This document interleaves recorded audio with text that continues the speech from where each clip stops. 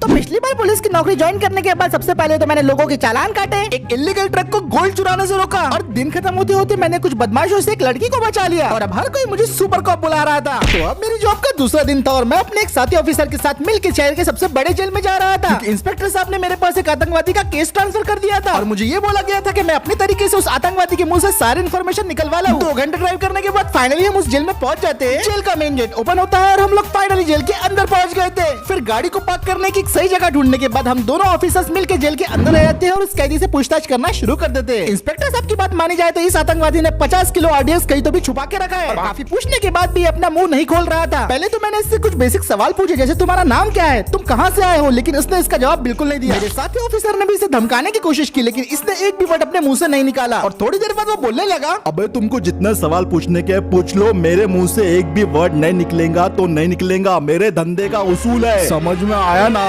ये सुन के मुझे इस पे बहुत ज्यादा गुस्सा आ रहा था लेकिन अपने दिमाग को शांत करके मैं उसे बोलता हूँ, देख भाई मैं तुझसे आखिरी बार पूछ रहा हूँ, वो 50 किलो आरडीएक्स तूने जहाँ कहीं भी छुपा रखा है मुझे बता दे वरना मजबूरन मुझे अपना आंडू पांडू तरीका इस्तेमाल करना होगा। अबे ये आंडू पांडू तरीका क्या होता है रे?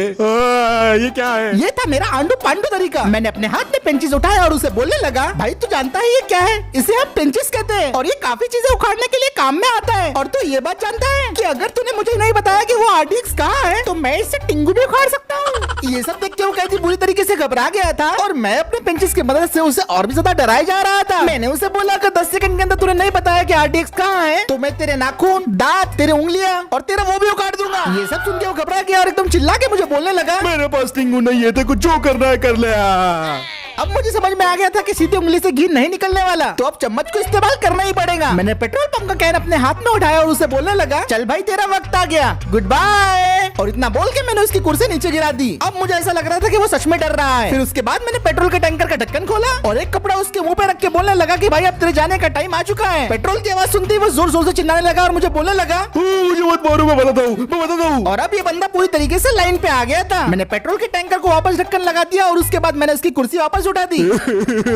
मैं सब बताता हूँ, सारी चीज बताऊंगा, बस मुझे मारना मत। फिर मैं उसे बोलता हूँ कि मुझे गुस्सा जलाने का अंजाम देख लिया ना, अब चल मुझे सारी की सारी बातें बता। और फिर उसके बाद वो बंदा अपनी सारी की सारी बातें बाहर उगल देता है और उस बंदे का स्टेटमेंट रिकॉर्ड करने के बाद हम सीधा पहुंच जाते हैं बीच साइड की तरफ। और यहाँ पे आने के बाद मुझे एक और मिशन मिल गया था जिसकी मैंने उम्मीद बिल्कुल भी नहीं की थी। वहाँ पे इंस्पेक्टर साहब वो टॉप लीडिंग ऑफिसर थे और वो मुझे बोलने लगते हैं, देखो स्टेटमेंट के हिसाब से वो 50 किलो आरडीएक्स उस आतंकवादी ने ओशन साइड में वेस्ट की तरफ गिरा दिया है। तो मुझसे तुम्हारा काम ये है कि तुम्हें उस आरडीएक्स बॉक्स को सही सलामत ओशन से लाना है, वो भी सबमरीन की मदद से। ये सुन के मैं थोड़ा सा घबरा गया था क्योंकि इसके पहले मैंने सिर्फ एक ही बार सबमरीन चलाई थी। तुम कर तो लोगे ना मूसा, या फिर मुझे ये काम किसी और को देना चाहिए? ये सुन के मैं इंस्पेक्टर साहब को बोलता हूँ कि आप फिक्र मत कीजिए, मैं सही सलामत उस आरडीएक्स को समुद्र से वापस ले आऊंगा। और इतना बोल के मैं सबमरीन की तरफ चल देता हूँ। ये एक एडवांस हाइब्रिड सबमरीन थी और मैक्सिमम इसकी 2000 मीटर डेप्थ थी। और इसके अंदर बैठने के बाद मुझे ये पता चला कि जितना मैंने सोचा था इसके कंट्रोल्स उतने कॉम्प्लिकेटेड नहीं थे। सब कुछ रेडी होने के बाद मैंने अपनी सबमरीन को स्टार्ट किया और निकल पड़ा समुद्र में। लगभग मैं इसे आधा घंटा ड्राइव करते रहता हूँ और वेस्ट साइड की लोकेशन की तरफ पहुंच जाता हूँ। और प्रॉपर लोकेशन पे पहुंचने के बाद अब बारी थी डुबकी मारने की और बस फिर एक बटन दबाते ही मेरी सबमरीन पानी के नीचे पहुंच गई थी। पानी के नीचे पहुंचने के बाद मुझे एक से एक नजारे देखने को मिल रहे थे, काफी सारे सी क्रीचर्स देखने को मिल रहे थे और लगभग मैं इन सब में खोसा गया था। थोड़ी देर तक इन सारे नजारों को देखने के बाद मुझे अचानक याद आया कि मैं तो भाई मिशन पे आया हूँ। फिर उसके बाद मैंने अपनी पनडुब्बी की स्पीड बढ़ाई और सीधा लोकेशन की तरफ बढ़ने लगा जहाँ पे आरडीएक्स बॉम्ब गिरा था। जितना मैं समुद्र के नीचे जा रहा था उतना ज्यादा मुझे डर लग रहा था क्योंकि पिछली बार जब मैं पनडुब्बी में आया था तब मेरा उस चीज से सामना हुआ था जो मैंने एक्सपेक्ट भी नहीं किया था। अब ऐसे ही आधे घंटे तक चलाने के बाद फाइनली मुझे वो लोकेशन मिल जाती है जहाँ पे आरडीएक्स बॉम्ब गिरा हुआ था। मैं सबमरीन की स्पीड बढ़ा के फौरन उस जगह पे पहुंच जाता हूँ और यहाँ पहुंच के मुझे पता चलता है कि ये तो एक पुराना ऑयल एक्सट्रैक्टिंग चेंबर है और जीपीएस के हिसाब से 20 मीटर की रेंज में ही वो आरडीएक्स का बॉक्स गिरा हुआ है। तो फिर अब सबमरीन से बाहर निकलने का टाइम आ गया था। फिर उसके बाद मैंने अपनी सबमरीन को एक सही जगह पे पार्क किया और अब मैं उससे बाहर निकल आया था। बाहर आने पे मुझे थोड़ा सा डर लग रहा था क्योंकि यहाँ पे चारों तरफ काफी शार्क्स थी, लेकिन मैंने फिर अपने डर को काबू किया और जीपीएस को फॉलो करते हुए और भी नीचे तैरता गया। और फिर उसके बाद लगभग 5 मीटर और नीचे जाने के बाद मुझे दिखाई देता है वो जिसके लिए मैं आया था। मुझे फाइनली वो आरडीएक्स का बॉक्स दिख गया था और इसे देख के मुझे काफी सुकून मिला। मुझे इसे हाथ लगाने में काफी डर लग रहा था क्योंकि ये कभी भी फट सकता था। मैंने इसे बड़ा केयरफुली उठाया और सबमरीन में लोड कर दिया और फिर मैंने अपनी सबमरीन को स्टार्ट करके इसे पानी की सतह के ऊपर वापस ले आया। और आखिरकार लगभग 3 घंटे पूरी मेहनत करने के बाद फाइनली मैं ये मिशन में कामयाब हो गया था। मैं सही सलामत उस आरडीएक्स को वापस ले आया समुद्र से और ये देख के सारे ऑफिसर्स मेरी वाहवाही करने लगे। सब के सब बहुत ज्यादा खुश थे।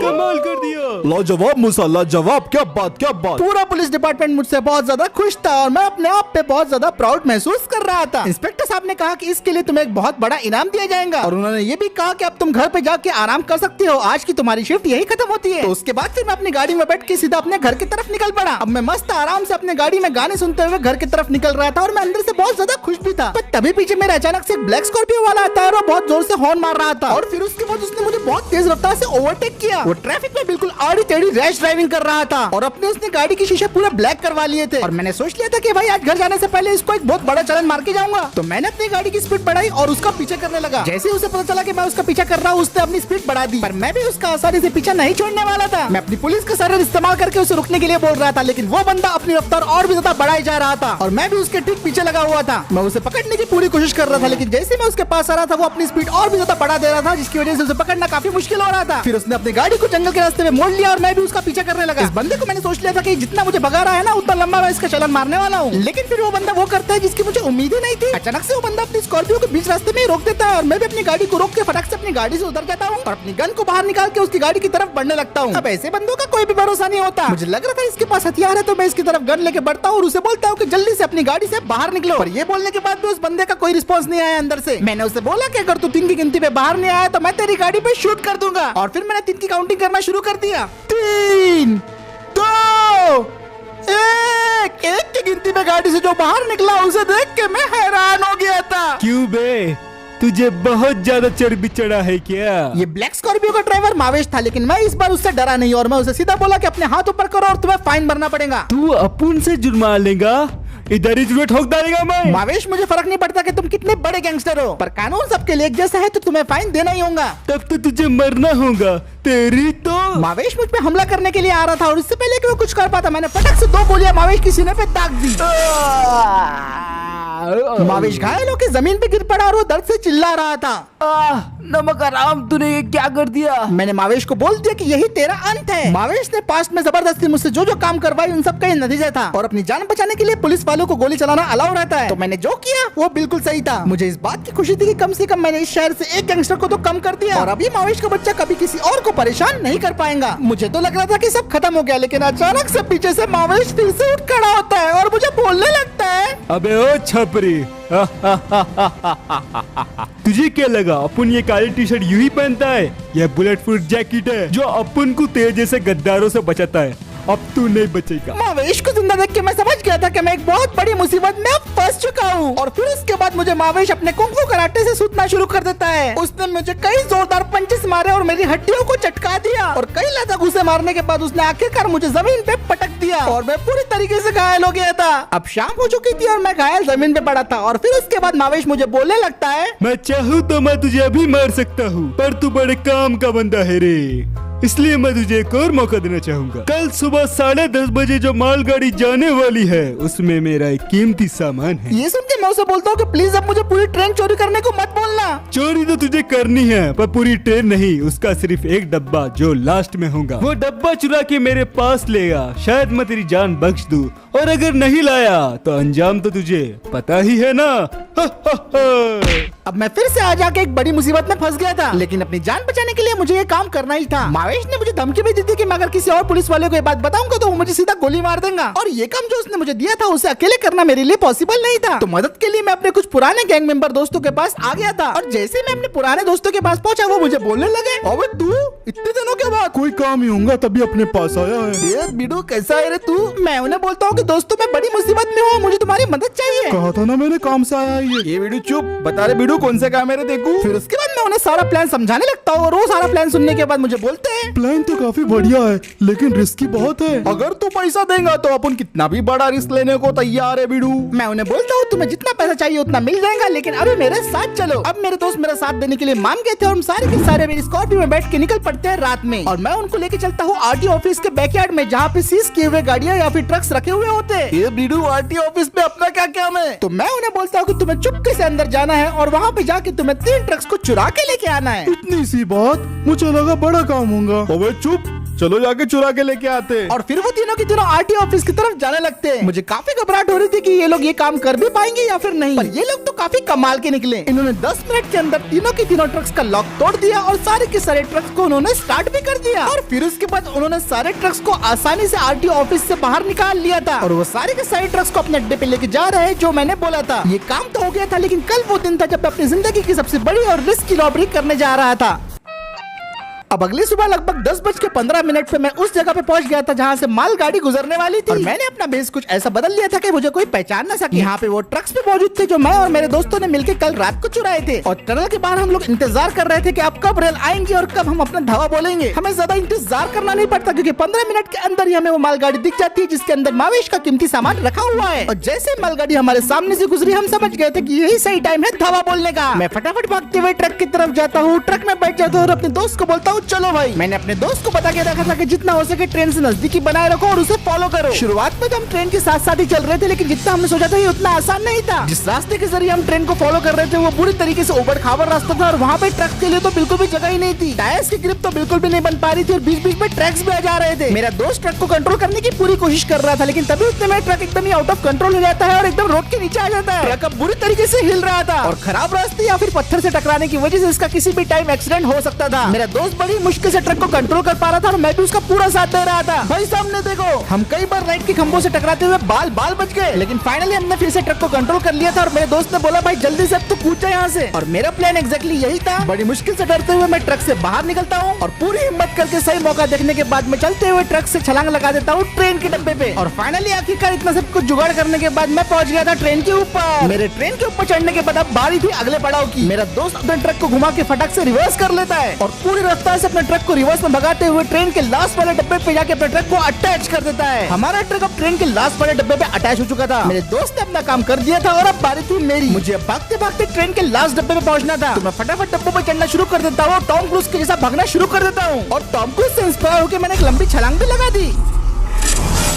लेकिन जल्दी मुझे अपनी औकात पता चल गई जब मैं उस छलांग को कंप्लीट नहीं कर पाया। मैंने सोच लिया था कि भाई अब से दोबारा जंप नहीं करूंगा क्योंकि मैं नीचे गिरते गिरते बचा था। अब मैं और डब्बे के आगे बढ़ते जा रहा था, लेकिन मुझे तभी दिखाई देता है कि वहाँ पे सामने 2 गार्ड्स खड़े हुए हैं और उनको ठिकाने लगाना बहुत ज्यादा जरूरी था। और फटाक से नीचे कूद के सबसे पहले तो गार्ड को जोर की मुक्की मारता हूँ। क्या कर रहे हो? दूसरे गार्ड को तो मैंने सबसे पहले 2 झापड़ लगा दिए और दे दी फिर उसे मैंने एक बेली टू बेली सुप्लेक्स। और इन दोनों को ठिकाने लगाने के बाद मैं फाइनली आखिरी डब्बे में पहुंच गया था। फिर उसके बाद मैं अपना लिक्विड नाइट्रोजन का टैंक निकालता हूँ और उसे लास्ट वाले डब्बे के ट्रेन के हुक्स पे स्प्रे करना शुरू कर देता हूँ। लिक्विड नाइट्रोजन पूरा स्प्रे होने के बाद मैं फटाक से अपनी गन को निकालता हूँ और लास्ट वाले डब्बे के हुक्स पे मैं गोलियां चलाना शुरू कर देता हूँ। 3-4 गोलियां चलाने के बाद फाइनली वो होता है जो मैं चाहता था। लास्ट वाले बोगी का हुक टूट जाता है और वो बोगी ट्रेन से डीअटैच हो जाती है। फाइनली इतनी मेहनत करने के बाद आखिरकार हमारे पास वो बोगी आ गई थी जो मावेश को चाहिए थी। तो मैं अपने दोस्त को बोलता हूँ कि भाई वहाँ से निकल जा अब तू। ये काम तो पूरा हो गया था, लेकिन अभी एक और काम बाकी है। ये जो काम मैंने अभी किया मैं इसका कोई भी सबूत नहीं छोड़ना चाहता था। ट्रेन अभी कुछ ज्यादा ही फास्ट चल रही थी और मुझे किसी भी हालत में इस ट्रेन से जल्दी नीचे उतरना था क्योंकि सामने जो था वो इस ट्रेन को पूरी तरीके से बर्बाद करने वाला था। मेरे प्लान के हिसाब से मेरे दोस्तों ने बाकी के चुराए हुए ट्रक्स ट्रेन की ट्रैक के बिल्कुल सामने रख दिए और मैं सही मौका देख के फाइनली ट्रेन से नीचे कूद गया। ट्रेन पूरी रफ्तार से उन ट्रक्स की तरफ बढ़ रही थी। ट्रेन के ड्राइवर ने जरूर ब्रेक्स लगा दिए थे, लेकिन तब तक बहुत देर हो चुकी थी। एक जोरदार धमाके के साथ ट्रेन दोनों ट्रक से जा टकराती है। टक्कर इतनी भयंकर होती है कि दोनों ट्रक्स में आग लग जाती है और दोनों ट्रक में से एक ट्रक तो हवा में ही उड़ गया था, जो कि हैरान कर देने वाला नजारा था। और इस टक्कर की वजह से ट्रेन के सारे डब्बे पटरी से उतर जाते हैं और ट्रेन का इंजन तो हवा में उड़ गया था और वो हवा में ब्लास्ट भी हो गया। एक के बाद एक यहाँ पे काफी सारे धमाके हुए और उसके बाद जब धुआं हटा तब मुझे जाके पता चला कि मैंने तो बहुत ही बड़ा वाला कांड कर दिया था। ये मैं करना तो नहीं चाहता था, लेकिन मावेश की वजह से मुझे इतनी सारी बर्बादी करनी पड़ी। अब इससे पहले कि पुलिस और बाकी सारी चीजें यहाँ पे आती, मैं फटाफट नीचे के रास्ते से वहाँ से भागना शुरू कर देता हूँ। भागते भागते मैं फटाफट मेन रोड पे पहुंचा और उसके बाद मैंने तुरंत अपने दोस्त को फोन लगाया कि भाई तू कहाँ पे है? अरे भाई आ रहा हूँ तेरे बाजू में, तू जरा बाजू में तो देख,